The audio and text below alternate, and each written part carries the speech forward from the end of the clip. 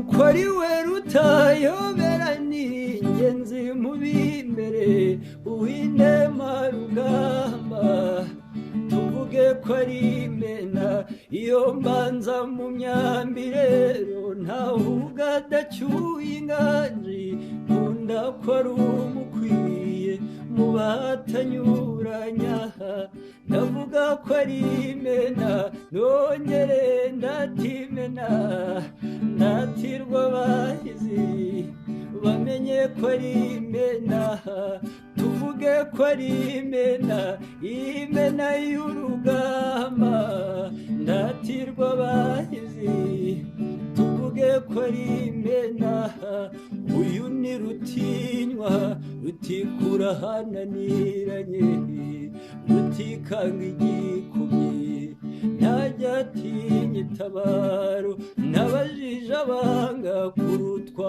bati ni ntavogerwa mpabiriza imbabazi abahizi ngo mu nka y'intajora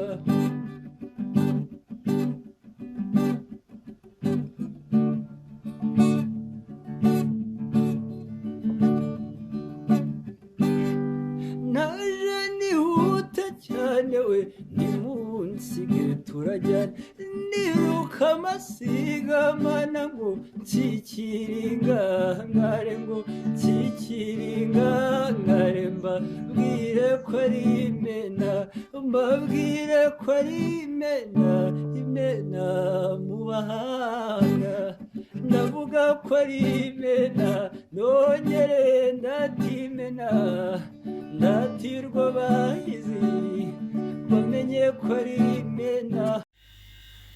ngira ngo bwana Rutinywa twongeye kugushimira kuduhaye aka kanya.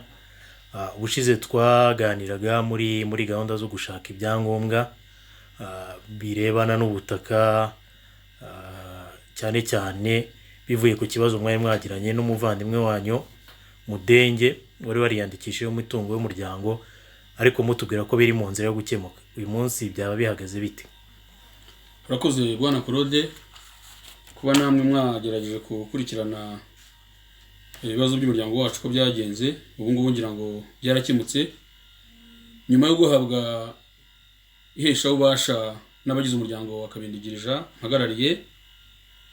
Nakurikiranye amasambu yari cyangwa umutungo w'umuryango wa Kabindigiri mpagarariye wari wagarujwe